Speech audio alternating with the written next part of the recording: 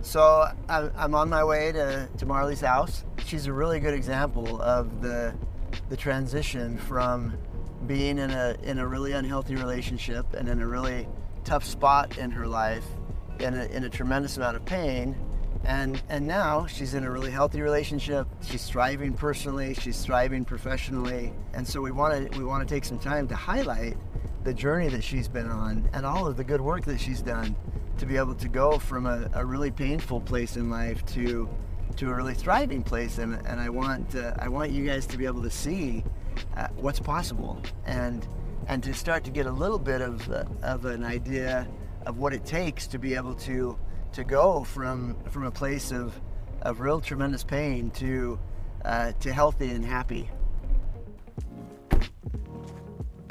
All right, let's get started. Hello. How are you? Good to see you. Good to see you.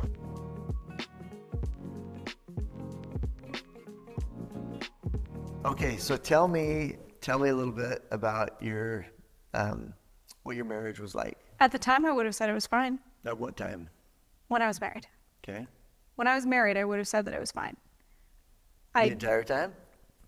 No. Looking back, I see how I turned the red flags into Valentines, like I like to say, that the things that were hard or the things that felt, now I wouldn't call it toxic. I was just like, oh, no relationship is perfect, and there, you have to make compromises in relationships. But I didn't realize until I was out of it that actually that wasn't healthy. But I also want to acknowledge that I wasn't healthy. Like I married this man, but I also see the pattern of all those relationships before and after until What patterns? being attracted to emotionally unavailable people, anxious attachment styles, which I've learned so much from you. I was very codependent and needed external validation, and I found that in people that were unhealthy, because how could I attract healthy people if I was not? But I didn't know. Yeah, it's actually a really good point. The research shows that in a relationship you have three entities essentially. You have each individual and you have the relationship. And the relationship will never be more healthy than the two people that make it up. And they have to be healthy individually. Yes. It's not like one person can put in 40 and the other person can put in 40 and then it's a... No, now there are times in relationships where, you might be carrying a little bit more of the weight for a period, and then I might be carrying a little bit more of the weight for a period. And that balances out. That there are three variables that lead to trust in a relationship. And those variables are predictability, balance of give and take, and openness or vulnerability. And that balance of give and take isn't like, okay, I made dinner tonight, you make dinner tomorrow night, or I washed the dishes for 15 minutes, now you wash the dishes for 15 minutes. It's across time. Is there a balance of give and take in the relationship? And so that's what it's about. It's about that overall being equally yoked as we both work to make the relationship go. Does that make sense? So some of the patterns that you noticed, how did you choose him? Before I was married, I had also a pattern of men that cheated on me. And then when I found my ex-husband, he was very different than the men that cheated on me. Still emotionally unavailable in other ways, but also emotionally dependent on me in others. So I felt safer knowing that he wouldn't cheat on me. But there was also this like clinginess, dependence on each other. And I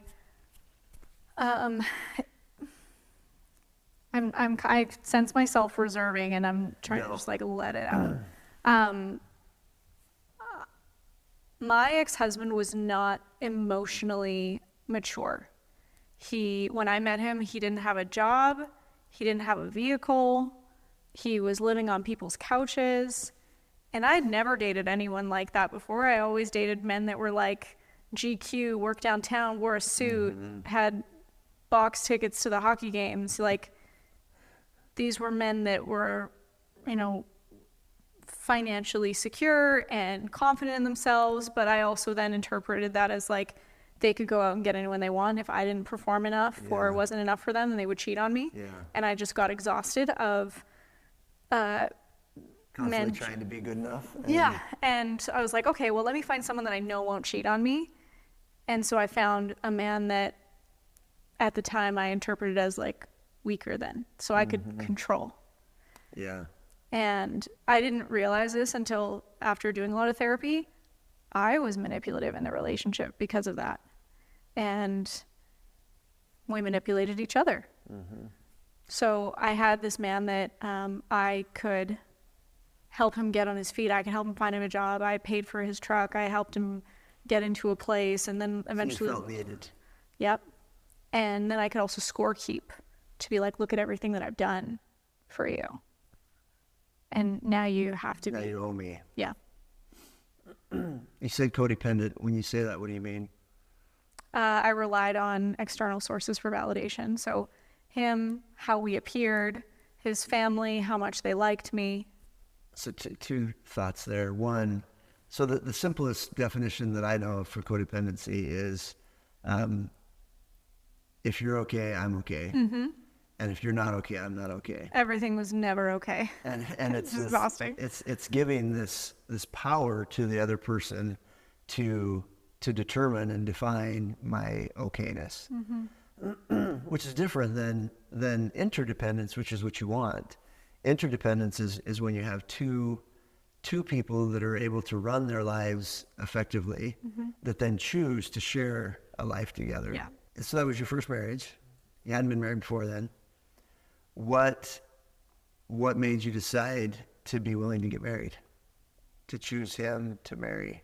I think I knew that pretty soon, that I was like, okay, this is safe. And I was focused on the like happily ever after, and marriage was an accomplishment.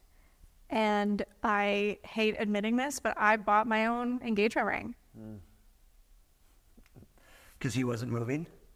Oh no, he wanted to marry me, but he couldn't afford it, and he wasn't stable enough to take those steps. So you were taking control of trying to get your needs met. But then also, I need you to appear a certain way to make me appear and feel a certain way, and the emotional clashes. Like when we first got married, I was also a dental hygienist, and he was figuring out what he wanted to do, and no job made him happy enough, so I would have to keep finding him a new job, and then there was something wrong with that one. Okay, I'll find you another one. Something wrong with that one. It was like, oh my gosh, once he finds a job, then I'll be happy. Once I find him the job that makes him happy, then I'll be happy. And then eventually I stumbled into entrepreneurship, and I started my own business. While you were still with him? Yeah. And then I was like, great. I was in these groups with other women entrepreneurs that were so proud of retiring their husbands. And I was like, there's the next one. There's the next accomplishment. I'm on the right path. Yeah. Until I realized that retiring my husband, I mean, he really wasn't working before, but now I could let go of the pressure of trying to have him find another job and contribute to finances. So trying to not need that from him. But then the lack of respect on my end, not respecting him, continued to grow, because then it was like, well, nothing is making you happy. Well, now you don't work, but you like sleep till noon all day. And then maybe you go to the gym, and then you eat food and leave a mess in the kitchen, and then you complain that I'm still working. And then he was always upset with me for working too much. And then I was always upset with him for not working enough. And he was very resentful to me for how much I worked. And I also interpreted that as he was threatened by my ambition or anything that made me happy that wasn't him. And I think he was threatened that I was going to leave, which eventually I did. So were you trying to manage your emotional state by managing him? Mm-hmm. Definitely. And we would, as my business grew and I would travel for work, I would bring him with me, because if he didn't come with me, he was very insecure. But then coming with me, he'd be insecure about who I'm networking with and talking to. And then also he didn't like to travel. So then it was like I couldn't win. And I was like, I feel like I'm doing everything to try to make you happy. And then I could never, nothing would ever work. So when did you start to realize that it was not, or to entertain the idea that it might not be where you wanted to be? Looking back, I know that I had thoughts even before we got married.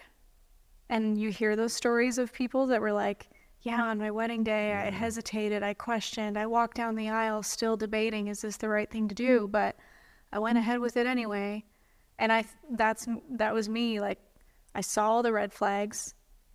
I turned them into Valentines. I thought that it was okay. I thought, well, it was almost like that sunk cost fallacy. Like, I put so much time and money and energy, and it was like, do I fight to save the relationship, or do I also fight to leave it? And it was like both things were hard, but it was like the right thing to do is to stay committed and make this it work. Yeah. And so what began to shift the scale? I kept growing in the business, and then I kept feeling like I was being sabotaged. And it was like, I'm trying to make money so that I can provide for us, and you keep trying to drag me down. And at some point I need to survive myself. And I loved what I was doing in the business. And so I felt like I couldn't win. It was like either sacrifice the marriage or sacrifice the business. And it was like, you're asking me to not follow a dream, not follow my ambition. And as a result, if I didn't give that up, I wouldn't be happy here. And I wasn't happy with both anyway. I wasn't happy trying to run the business and trying to maintain a husband that I felt was always miserable. So what were you getting emotionally out of the business? More validation. I was working with clients that were big names, and that felt like validation to me. I was making money and feeling proud of myself that I was generating an income that went against the grain of having a 9-to-5, like what I grew up in, of just go to college, get a job, get 2 weeks of vacation. And I was like proud of myself for doing something outside the norm there. And then as I started to grow an online audience, more validation came from that. And I thought that I was doing all the right things. Every single one of us has two primary emotional needs that are constants throughout the lifespan, barring some sort of intellectual disability that disrupts it. Every single one of us has these constant needs, and one of them is worth, a sense of self-worth, and which our brains assess as, do I matter? And am I valued? Am I appreciated? Am I acknowledged? And in particular, do I matter to those to whom I should matter? And the other one is a sense of love and belonging. We innately, inherently, and consistently want to feel like we have a place where we are safe, where we belong. And our brains assess that as, am I safe? Am I emotionally safe? And in particular, am I emotionally safe with those with whom I should be safe? And those two needs are under the surface in the background, constantly trying to be met. And if we're not consciously aware of that, then our brains are trying to figure out how to meet those needs on their own.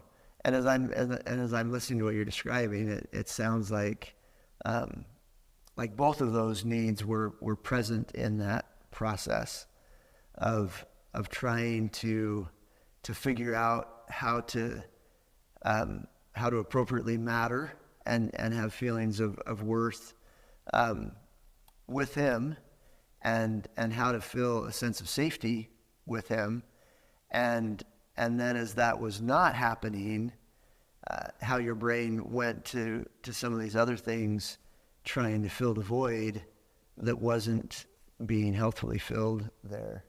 And you saying that, and in the therapy that I've done, I see the pattern of relationships where I would go from one relationship to the next trying to fill that void. And in therapy, we were able to discover where it really started from was my mom. And I say this with so much respect to my mom, but she had me young and I was a surprise. And my child interpretation of my mommy's too busy to play with me was my mommy just trying to survive. Right. But as a little girl, that's how I interpret it. So it was like, I have to work really hard to get mom's attention and get her approval.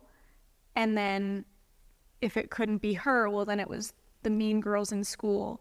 And then it was boyfriends. And then it was bosses. And then it was more boyfriends. And then it was my ex-husband and his family. And then even after the marriage, that I thought that leaving the marriage was going to be the hardest thing, but there was still, I didn't know what I didn't know. Right.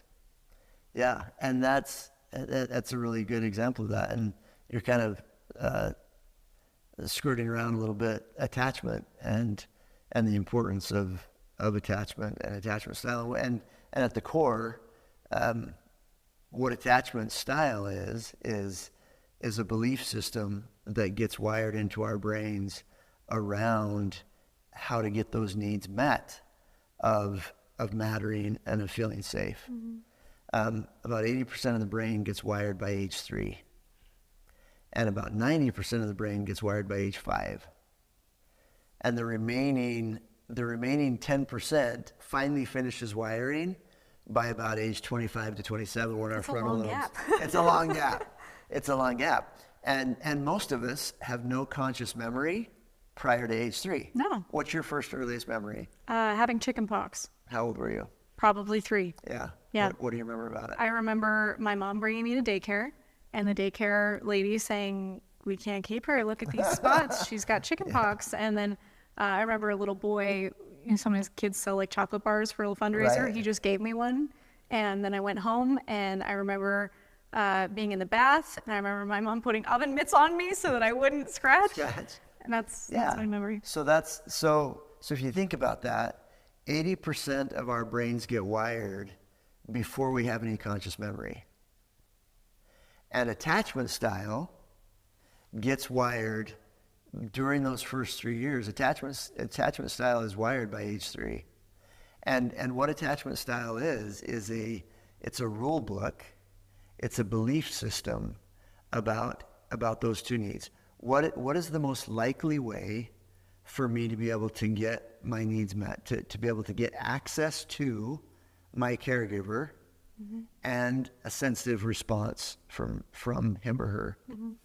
And how that gets wired is a co-creative process that occurs between the infant and toddler and his caregivers. And so that gets wired in, and granted, your mom, like most people, was probably doing her very best. Of course. But you get in this scenario where you don't know how to get your needs met in healthy ways. And so then it's like, okay, well, what do I need to do? Do I need to stand on my head? Do I need to do I need to provide? Do I need to put out? Do I need to please? Do I need to control? How perpetual loop, and it's never enough. Right. How do I go about? When does it stop? Right. And that's another really important point. When the primary attachment relationship, marriage, is that primary attachment relationship, and there are really important and healthy needs that we can only healthfully get from that primary attachment relationship.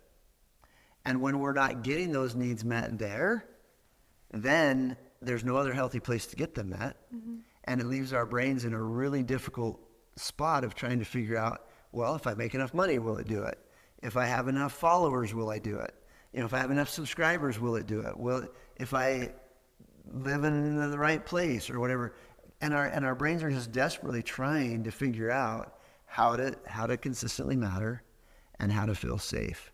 And maybe I'll feel safe if I have X amount in the bank, or maybe I'll feel safe if I have so many children, or whatever the case might be. And most of us are completely unaware that all of that's going on under the surface. All these things that you just said, I resonate with all of it. And I'm sure that anyone watching this would feel that. So whether it is finding the relationship, making enough money, getting enough followers, like, we're all just trying to feel safe. And matter. We're all just trying to feel safe and matter. What's the answer then? So glad you asked. Tell me.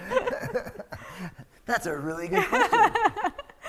No, so what we really want at the core of it is to matter to the people that we're supposed to matter to, and to feel safe with the people that we're supposed to feel safe with. And you're probably going to tell me to have people around you that are the ones that you choose to be the ones that you matter to.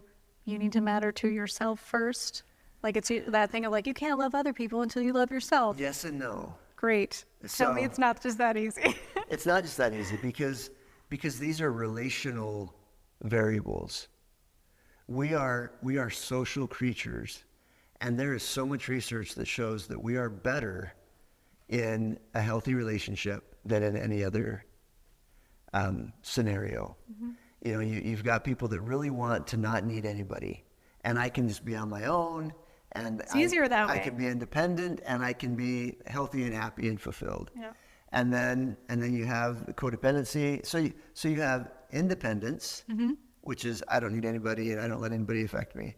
And you have codependence, which is my okayness is absolutely tied to your okayness. And then you have the interdependence where you have, like my wife, I've been married for almost 30 years. December will be 30 years. And I've known her since I was 13. Wow. We didn't get married when we were 13. I'm a little older than that. And I love her dearly. I mean, she's my best friend, and she's wonderful. And while we have lots of challenges in our relationship, like any relationship does, we also have a really good marriage. I don't need her.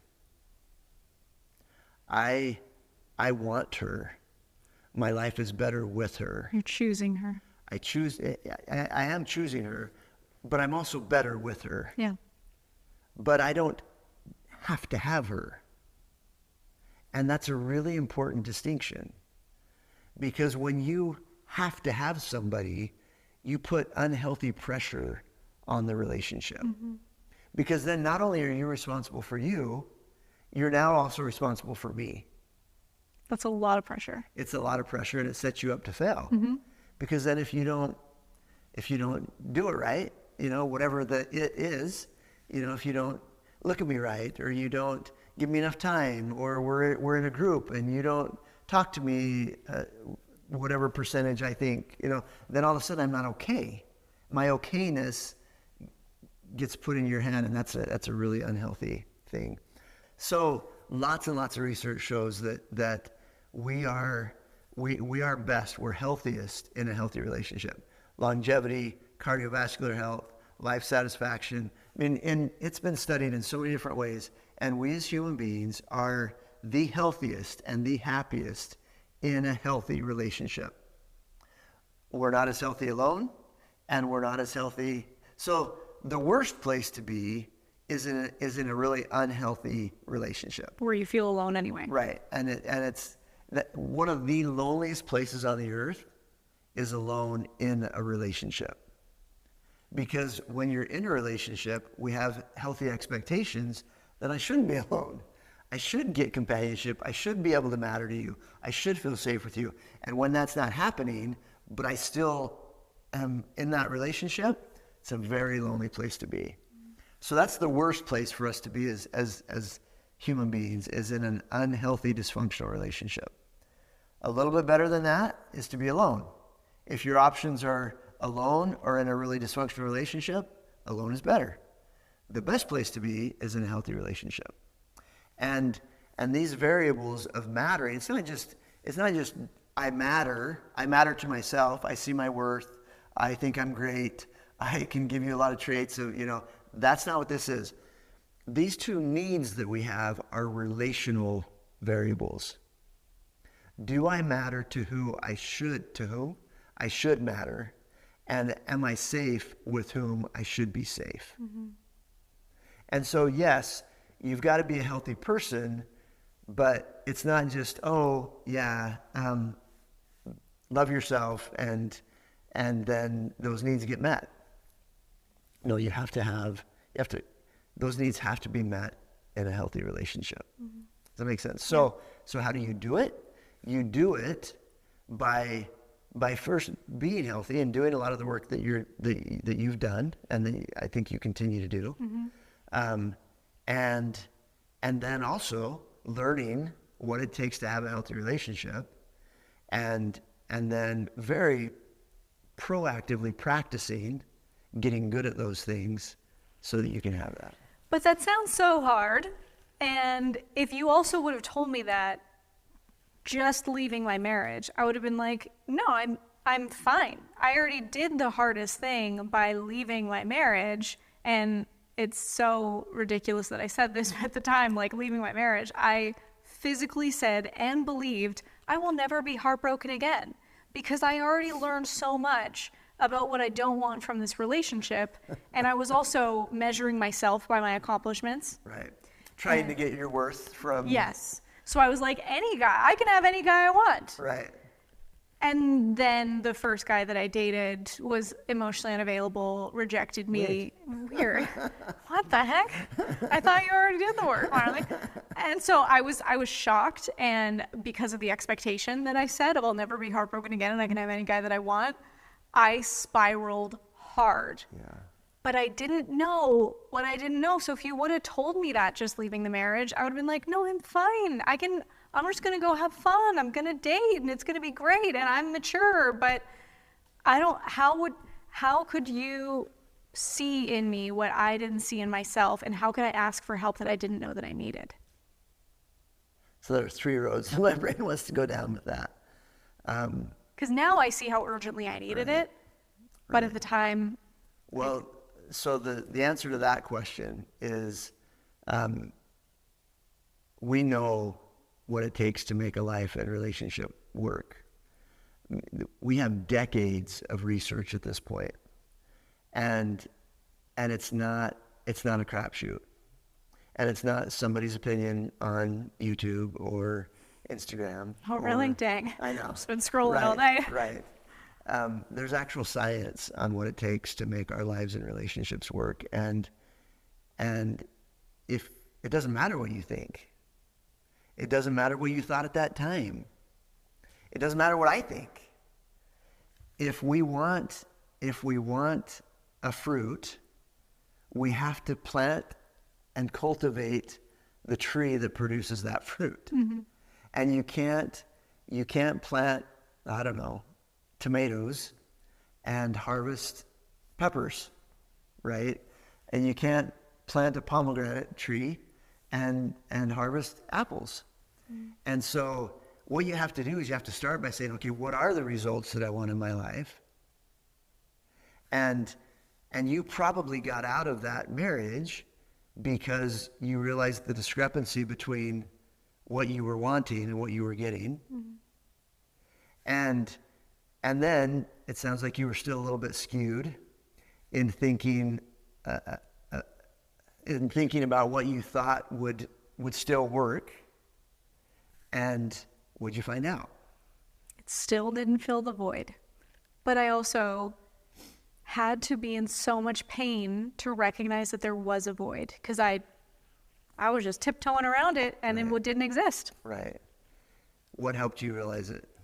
Being in so much pain that I had to admit to myself that I was wrong about I'll never be heartbroken again. I was wrong about I can have any guy I want, because that just wasn't, I shouldn't want any guy. And I had to admit to myself the pattern I needed to admit that I was the common denominator in everything. And what's the pattern that's attracting the same man in a different body? Yeah. Over and over and over. Over and over. And if this one was so painful that I was going to therapy 3 times a week, crying over the same things, like I was just saying the same thing every appointment, and dreading waking up every morning. So I was like, I can't live like this. What were you feeling? Hopeless. I felt like I was never going to be loved. I was like measuring how I looked on paper and being like, why wasn't I accepted by the guy that I wanted to matter to? And so I felt like I didn't know what to do to make myself be appealing to the person that I wanted. And when there were healthy men that were taking interest in me, I was not interested in them. Why? Even though I had friends that were like, "You're dumb. This man is so amazing. What are you doing?" And I was like, I'm not attracted to him. And I know that on paper, because then I would also compare, he does have a great business and he's awesome and he doesn't want to, he's stable and stuff. But I don't know, I'm just not physically attracted to him, is what I would say. But now I recognize that when I was saying he's not my type, I was like, well, my type was narcissist, manipulator, cheater, abuser. You rattled those off like you practiced that. I said it a few times. That's actually a really good point too, that you bring up right there, which is a lot of times we confuse what love feels like. I now say, Stephen, who I'm with, I say that I've never fallen in love before Stephen. I only crashed into it. Because the attraction before might have been that infatuation, the sexual attraction that's just like magnet, boom, explosion, instead of growing into it. Like we started with a friendship, and that I've never had a relationship that had a foundation of friendship first. There's this quote that I love that was like, I fell in love the way you fall asleep, slowly and then all at once. And now I'm like, that's how I was with Steven, and I never had that before. And now looking back, I'm like, the stuff that I was attracted to before, the ways that I behaved before, unrecognizable now. So, back to attachment style. I want to show you something. Okay. Well, tell me. Every single one of us, there's in all of our brains, there's an attachment system, and the attachment system's job. Every system in the brain has a job, right? Like the amygdala's job is survival and to keep us safe, and the attachment system's job is to help us monitor and regulate closeness and connection. And the attachment system's job is to take us from a disorganized emotional state to a reorganized emotional state. That's what it's supposed to do. Okay. And we get that confused because, and you can see this in infants, right? So when a little toddler is upset, what does she do? Tantrum. And where does she go? To her room? I don't know. When she's in trouble. No, okay, so we as human beings develop through exploration. And you see this with little kids, right? It's through exploring, bumping into things, climbing on top of things, putting things in their mouths. It's all through exploration that we develop skills. As we age, that exploration becomes increasingly cognitive. And in adulthood, most of our development occurs as we explore ideas. In adulthood, that instead of like physical exploration of the environment, it's exploring theories, beliefs, values, businesses, opportunities, places, but it's still through exploration that we develop? Well, in order to be able to explore, we have to be organized emotionally. When we're organized emotionally, we're able to explore.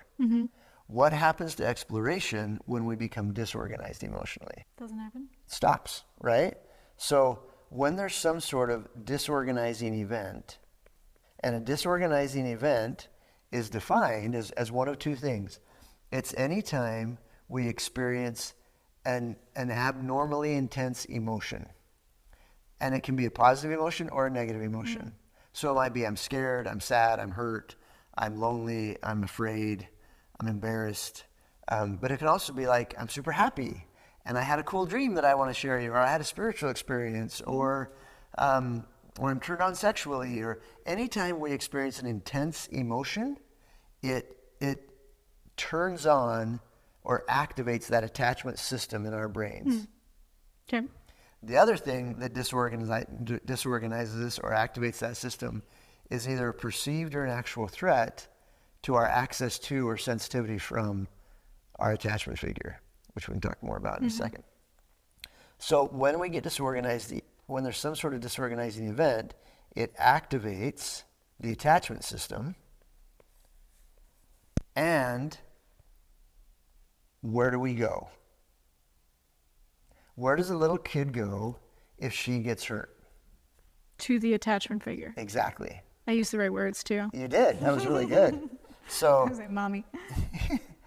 although there's some interesting It could research be. there too. But yes, so when that attachment system gets activated, there's a rule book that says this is what you do when you're disorganized emotionally. That's what There's a attachment rule style book. is. It's a rule book. Ah, it's a And program. It's a program. We come into life with a very simple program that works really well. What healthy is, once that attachment system gets activated, is to vulnerably turn to the attachment figure. Are there people walking around that they are healthy attachment styles? They've never been anything different. What was their childhood like? It was about sensitivity and availability, because I'll answer that in just a second. I want you to meet my kids. Okay? I'll answer that in just a second. I'm going to, right? Yeah.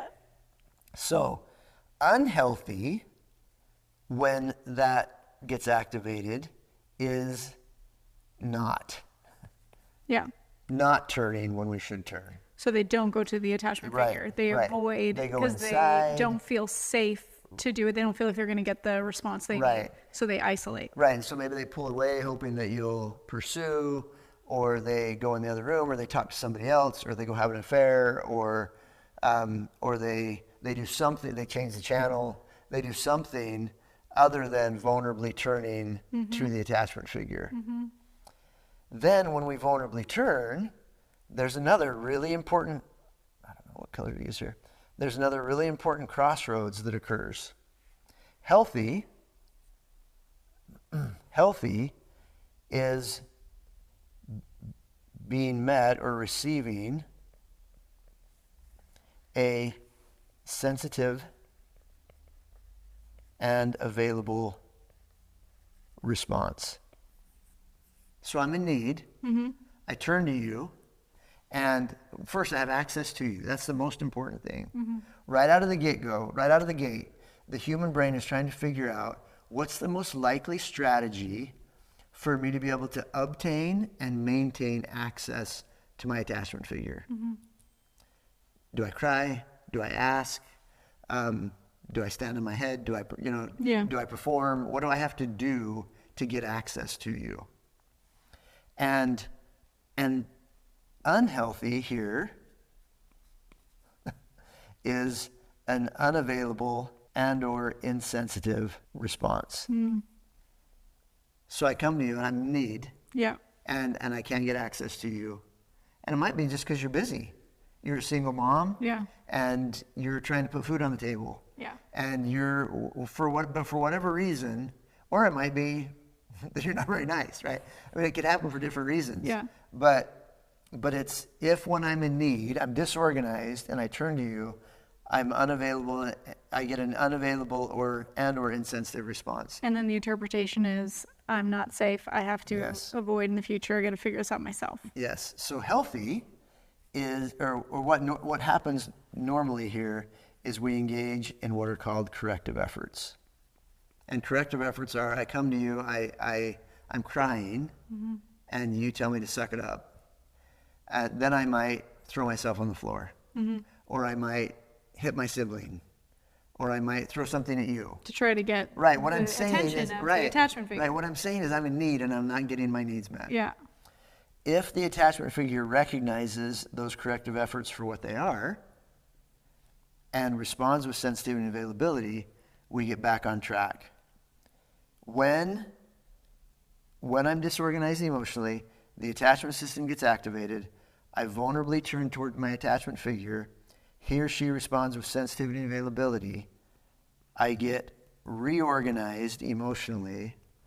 I return to exploration and development. And the attachment system has done its job. That's amazing. See how simple that I see is? why you drew that out. You see how simple that is? Yes. Now, every human comes into life with that very simple code. And it gets screwed up all the time. This, Unintentionally, I assume. yeah, I've never met a parent that wanted to mess their kids up. I'm sure there are some, but I've not met any in the 30 years that I've been working with people. But this dynamic plays out tens of times every single day during those first 3 years of life. And from those iterations, a pattern develops. And that pattern is what creates the rule book. And so then the rule book becomes, what do I expect to happen when I turn toward my attachment figure? How do I expect them to respond? And what do I expect to have to do to get my needs met? And then that's the program that then they believe all interactions are going to be in the future. Yes. And so, and I'm going to bring this full circle here to what we were talking about a second ago, because so this process breaks down for the avoidant brain. This breaks down for the avoidant rule book right here. Because remember, the attachment style is this belief system of, do I expect to matter? Right back to the core needs. Yep. Do I expect to matter, and do I expect to be safe? The avoidant doesn't. The avoidant brain gets wired to believe that they're not going to matter, and that they can't, it's not safe, they can't count on relationships. They can't count on people to be there for them. And so then they say, well, I'm going to cope with that by not giving my would-be attachment people an opportunity to hurt me. So then when I'm in need, when this gets activated, why would I turn to you and get hurt again? Right. So then And they don't believe that they can just turn to someone else. well, you can't. If you didn't get it from mom, you can't get it from dad. No, yes, you can. But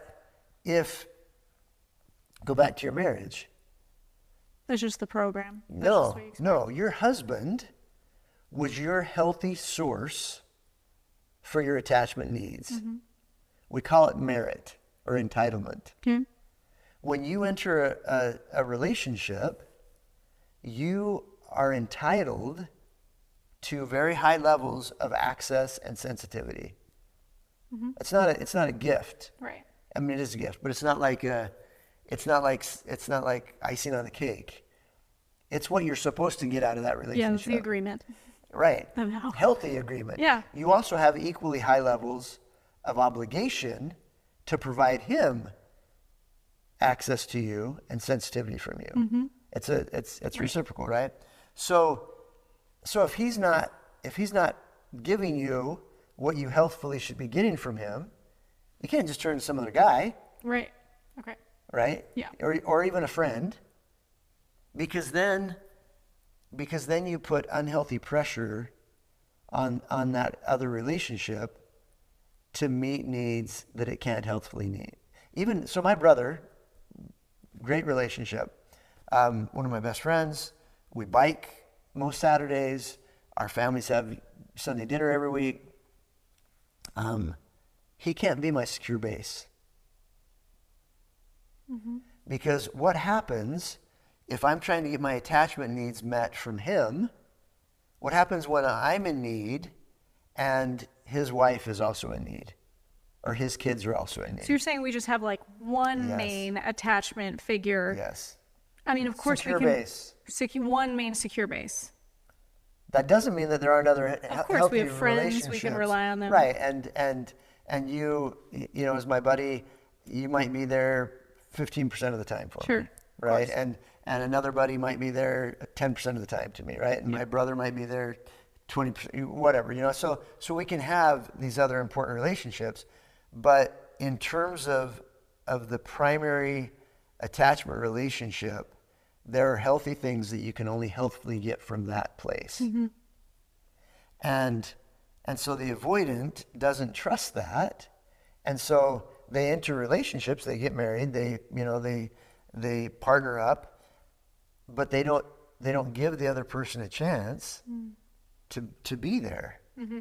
Now the anxious brain also doesn't trust that they're going to matter, and doesn't trust that they're going to consistently have access and sensitivity, but they respond to that very differently. So you've got the same base of not believing I'm going to matter, and not trusting I'm going to consistently have access to you and sensitivity from you when I'm in need. And we can talk a little more organizedly about this later. But the avoidance says, since this is true, I'm going to build walls. I'm going to protect myself. I'm not going to let you in. So these people are very reluctant to enter relationships. They're slow to warm up. They don't turn when they should. The anxious says, since this is true, I need to constantly monitor. Yeah. And then they attract each other. Yes. Whew. Do you still love me? Do you still find me attractive? Are we okay? Are we okay? Are we still okay? You're going on a business trip. Are you going to forget me? Hey, I saw the way you looked at that guy. Do you think he's cuter than I am? Right? It's this constant reassurance and constant monitoring from the same beliefs about those core needs, but because of these interactions during those first 3 years of life, a very different rule book gets written. So for the avoidant, for the anxious, it breaks down over here. When somebody anxious gets disorganized, they absolutely turn to the attachment figure. Yeah. But when they don't get a healthy response, and why don't they get a healthy response? So frequently because they choose people who give them exactly what they expect. Yes. So on a subconscious level, you choose people who are emotionally unavailable. Why? Because that's what your brain expects. Yeah. And so you're setting yourself up to get treated the way that you expect to get treated. And so it breaks down over here for a couple of different reasons. One is the way that anxious people turn invites an unhealthy response. So instead of just saying, hey, can you give me a call when you get a minute? It's, hey, I called and you sent me to voicemail, and I called back and it went straight there. And then I send you 25 texts, and what's the matter? Are you doing something? I'm in need, don't you know? And so the way I come to you invites an unhealthy response. Two, second reason is even when an anxious person gets a healthy response of sensitivity and availability, they don't trust it. Oh, yeah. I can relate. And the third one is they almost always choose avoidant people who give them what they expect to get. Right. What do I do with all this information? Isn't this cool? Yeah. So cool. So go back to now.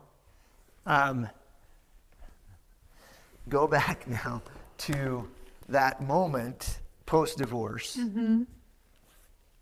and how you coped, and look at it through that lens and what was going on. Yeah, I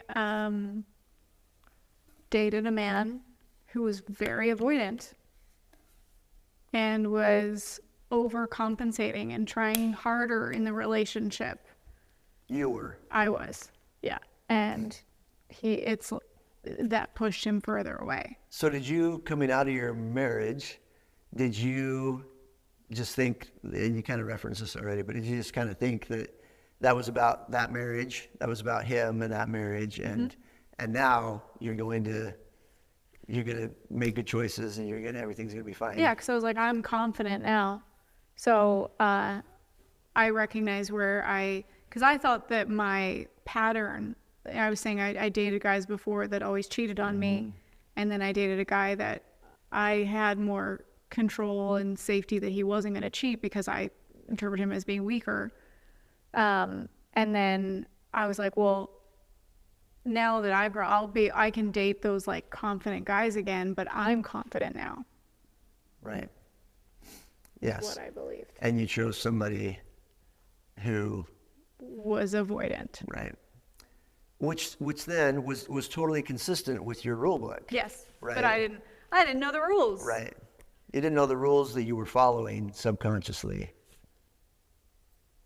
And I don't know, well, now looking back, I'm like, okay, how could I have avoided, how could I have prevented? You could have been more avoidant. How could I have prevented myself being in that situation? Because now I see it. Okay. Dating the guy, I always took more efforts than he did. And now, actually, I have, I don't know, this new kind of antenna on me that in a relationship, a friendship, a client, a colleague, if I sense like You're overworking, an imbalance of give and take. Yes. Then I can go, oh, that's not a healthy relationship. But it's not even a temptation to pursue it anymore. I even recognize where there was a mastermind group that I was in, and there were some girls that were like the popular girls in the mastermind. And I was like, there was a small part of me that was like, oh, I really want it. Right. I was like, oh, actually, wait a minute, I've been there before. And it was like a split second of like, oh, popular girls? Wait a minute, nope, that's actually really unattractive to me. But I acknowledged that that's good. That backbone almost went that way. Yeah, that's a really good point. Yeah. But like, am I done? Have I cleared it? Is it over? Because probably not. Okay. I mean, there's layers. I think and I don't know, but my perception is I think you're on the right path. Thanks.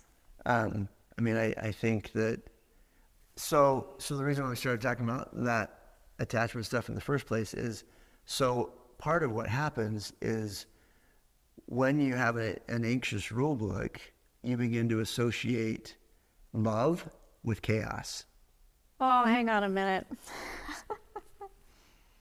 When you have an anxious rule book, you associate love with chaos. Oh man, okay, hang on. This needs like a moment to settle. There was always drama. And if there wasn't, it was like waiting for the shoe to drop. Right. But also that wasn't just in relationships. That was in work. Mm-hmm. That was in, like when I had a job and I had a boss, my relationship with my boss was always chaotic, and I didn't know when I was going to get yelled at. Or when I left a job, it was like all my fault when the next person that they hired wasn't as good as me. Well, because I was bending over backwards and had no boundaries because I needed you to like me so much. And then business, like taking on clients that weren't a good fit. Really weren't. Yeah. Doing things for money, hiring people and overpaying them. Yeah. And a lot of times we do emotionally prostitute ourselves. Oh gosh, that's That's the thumbnail. That's a powerful word, isn't it? So I actually I just exited this season in my business where I was like, oh man, I was addicted to chaos. And to overcome the chaos, instead of hustling for more, I need to enter a season of multiplication by subtraction.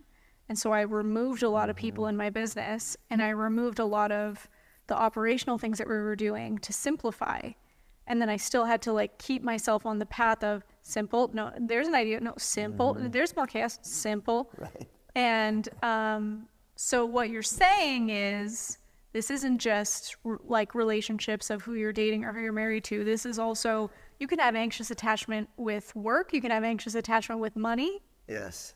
And it's back to that, what you were talking about was like that sexual attraction, or that, the excitement of the new relationship. And maybe it's because he drives a fancy car, or because he's, again, has a gajillion subscribers or whatever it is. It's like that dopamine attraction. And so that's why I want to take the time to do that, because understanding that what love and what attachment is actually supposed to do is to take us from that disorganized state to a reorganized state. Love is supposed to feel calm. It's supposed to help us feel seen and soothed and safe. And when you have an anxious rule book, you tie love into this dopamine kind of excitement and pursuit and chaos. And so then when a healthy guy likes you, it's boring. It's like, I'm calm around him, and I don't have to prove anything. I don't have to prove anything. I don't have to prostitute myself. I don't have to, I don't have to do whatever that looks like, right? That was with Steven. It's like he was giving me so much healthy attention and pouring into me, and I was like, this is too easy. This is boring, right? Yeah. He loves me for me? What? Right. I don't have to change? Right. I don't have to prove anything? Too easy. Right. And so that's one of the biggest challenges for an anxious rule book, for an anxious brain, to choose a healthy, to find and create and maintain a healthy relationship. Because when they're getting healthy, they're looking for the snake in the grass. Well, what am I missing? When are you gonna betray me? When are you gonna hurt me? They're constantly looking for danger signs of what's back there that I might be missing. And so understanding how love feels is a really important part of being able to change some of that unhealthy dynamic. Yeah. Because love is supposed to feel like that. It's supposed to feel safe. It's supposed to feel soothing. So it sounds like you're saying that when you heal this attachment type that you have, that's just your program, can't help it. You didn't get to choose it. No. But you do get to choose if you maintain it. That this is going to help women, help people to choose healthy relationships, choose peace in how they make money and run their families and their lives and their businesses. Attachment styles. Attachment style is huge. And not only that, but it's also, what does it take in the daily routine of life, back to like the predictability, the balance of give and take, the openness, the vulnerability, managing resources well, recognizing your cognitive distortions and unhealthy core beliefs that get in the way, unhealthy sexual patterns, not knowing how to resolve conflict. And there are lots of different things that go into play, but you have to learn how to be a healthy individual and how to run your life well personally. And then you have to learn how to do that with another human, how to choose a healthy person, and then how to set up and maintain a healthy dynamic so that you can create the kind of relationship and life that you want. I wish I would have known before getting married, and it seems so obvious now, but I knew it, but I didn't really integrate at the time, that the person you choose to spend the rest of your life with is the biggest decision you'll ever make. Yeah. And at the time, it was just like, yeah, I chose my guy, it's great. Like, no relationship is perfect, but it's fine. Right. Oh, and if you're a pursuer, then that's even better, because then you got a project to work on. So I wish I knew that, but because I can't change that, scrap that, what I just said. I wish I knew that, but also grateful that I went through that relationship, because I would never have come to this healing and realizations that I have now. But then the next thing that I wish I knew was that leaving the marriage, there was work to do after. Yeah. And that I had friends that were like, are you going to therapy? And I was like, I'm fine. Like, a lot of my discomfort and therapy that I needed was during the marriage to decide to leave it. And now that I've left it, I'm great. Right. And I didn't know what I didn't know. Right. And so I wish I would have had something like this at that time, before being in the pain that I was then desperate. Right. Which is exactly why I've created the Core Connection program, to help people be able to learn, because you can't do what you don't know. To learn what it takes, and then to have the help and the resources to be able to effectively and safely implement it into your life. And you hit on another thing that's super, super important, which is pain motivates us as humans. I mean, if I pinched you, you wouldn't just sit there and say, oh, Dr. Slade's pinching me. You would do something to get out of that pain. Mm-hmm. You would pull away, you would hit my hand away, you would ask me to stop. You would do something to get out of that pain. Yeah. And we do. And unfortunately, for most of us, we're not willing to really do the work that we need to do until we're in enough pain. Mm-hmm.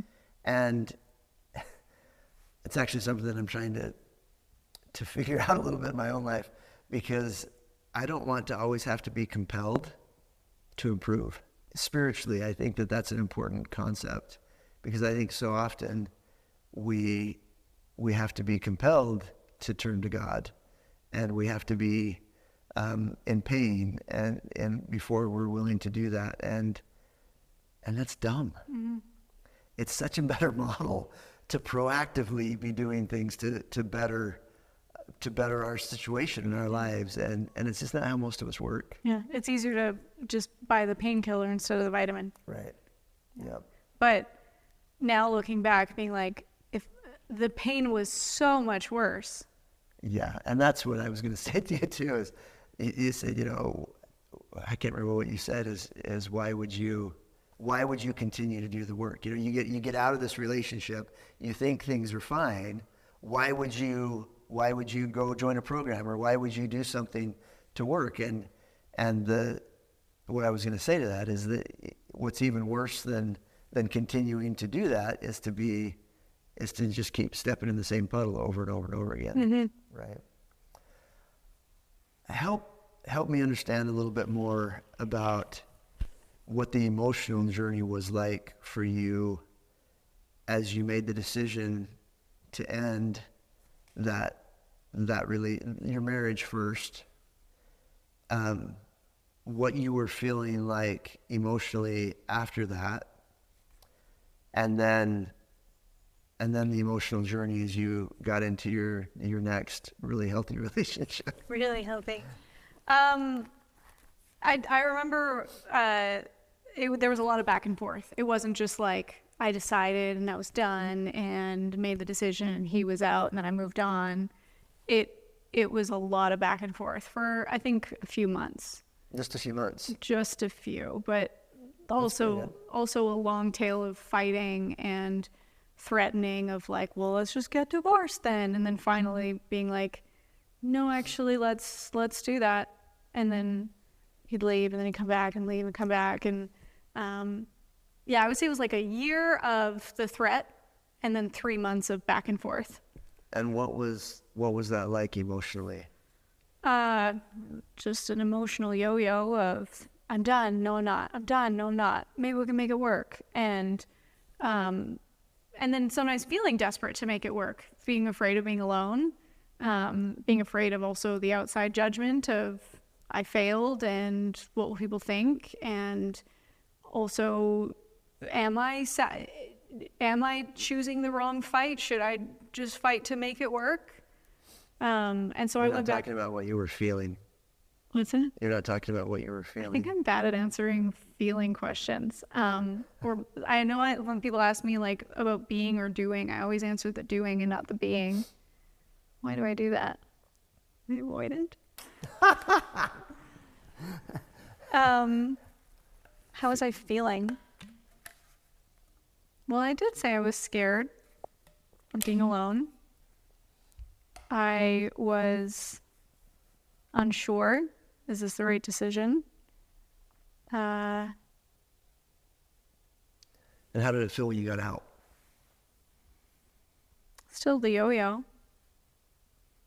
Like I remember talking to friends and like having to, I'm a very verbal processor, so I had to talk through a lot to be like, okay, should I get back together with him? No, I'm really for sure done. Well, he said this thing to me, so maybe we should. Oh no, and he said this, and now it's for sure. I can't imagine being with him. That's not feeling. No, those are. I was giving explanations to my feelings. Yes. Yeah. What was your emotional state like? Oh, I was scattered. I was useless as a human being. I couldn't work. I was crying a lot. I was listening to a lot of sad music. Why, if you had come out of a relationship that was not working, why weren't you just fine? Can anyone be? Can anyone just be like, I'm done and it's a new day? No. Great, because I was like, wait, can people do that? No, in fact, it's one of the most frustrating and challenging parts of divorce is because we tend to, it's so hard to get out of a marriage emotionally for most people, that there's like this finish line that you think, there's my relief, there's my... Once we sign the papers, Right. It'll be over, Right. It'll be a relief. Yeah. I can stop grieving. Right. And then you get there and it's like, I still hurt. Yeah. And now I'm even more lonely than I was. And I thought that it was going to be, all whatever, butterflies and roses. The grass or is whatever. greener. Yeah. Yeah. And so that moment is really challenging because it's like I hoped I got out of that because I was in pain, and I so hoped that I wouldn't be in pain anymore. Mm-hmm. And I'm still in pain. Yeah. What would you say about that? That's exactly what I thought too. Like I already did the hardest thing by leaving the marriage, and now I'll never be heartbroken again. How many times have you been heartbroken since? I know, lost count. Right. And there were some really tough ones in there too. So. Well, and even in your relationship now, did you get heartbroken? I don't think heartbroken, but like there's maybe some constraints or disappointments, but it's nothing like The heart-wrenching. no. Yeah. That's a good I point. can't say that I've been heartbroken in this relationship. That's good. I mean, and I was probably trying to compare something that's not. What I was trying to point out there is that even in a healthy relationship, there's still pain. Of course. There's still heart. Yeah. There's sadness. Yeah. There's Disagreements. all of those things. Yeah. Anytime you love somebody, you give them power to hurt you. Yeah. And You always hurt the ones you love. right. And because we're humans, Yeah. we do things that do that. Mm-hmm. So but you stopped making decisions, choosing people that would keep giving you more of the same. And a lot of my life fell apart and was rebuilt because a lot of my friendships ended that were used to me being the previous version of myself. And when I worked on myself and did some healing, I don't think that the new me served that relationship anymore. I had some friends that were like, who do you think you are? Getting a little big for your britches, are you, Marley? Yeah. And so there were some friend breakups too that were also really painful. Yeah. Friend breakups are a whole different ball game too. Well, and that's really challenging too. a lot of times friends feel like they have to choose sides, you know, and who's going to be loyal to whom, and all of that is another really a lot of other aspects of loss that you have to grieve and go through that you didn't plan on. Mm-hmm. Yep. Like, I was on the phone with my friends all the time, repeating the same stories. I need to tell Mandy about what he said, and then I need to tell Nicole about what he said, and then I need to tell Sarah about what he said, and then I need to and I'm just getting validation from all these sources, even though it's like exhausting that I know I'm just sharing the same story. And then I'm like, did I already tell you this? Oh, I was like, so I needed that validation. And there is a pain relief in the validation, but then also here's what to do now. And I remember actually in multiple breakups, I had to give myself a daily game plan just to get through the day. Mm-hmm. Like, I remember even my first breakup in high school, it was like, okay, game plan, don't walk by his locker, just go here for lunch. And it was like, I needed a game plan to get through the day. The other thing that you said that's super important is the way you were feeling at that time is we are designed to be tethered in to a secure base. Mm-hmm. And so I don't remember the names you used, but you know, talking to Marcy and talking to Jenny and talking to Julie and I had to give the report to everyone. Right. Why did I have to keep repeating it? Because your brain was trying to tether into something. Where can I get reorganized? Mm-hmm. Where can I find stable ground? Yeah. And when you don't have a functional secure base, it's a really discombobulating thing. And so your brain was trying to like, well, maybe if I do all that, then I'll be able to fill some of that. I don't do that anymore. Like if something happens, I just tell Steven. Weird. See that chart? When something happens, he is the one I tell the most basic indicator of love. And that's and it's a really great sign if you can recognize that when that happens, something happens, your attachment system gets activated, you turn to him, mm-hmm. He responds with sensitivity and availability, you get reorganized. Yeah. The attachment system has done its job. Yeah. And I have attracted a healthy person. Yes. And it satiates those needs that we all have. Why don't we go outside and continue our conversation out there? Okay. We've had a really great conversation. Actually, much more information than we were planning on. It went a little bit longer than we planned. And so that was actually part 1. And if you'd like to watch part 2, please click right here.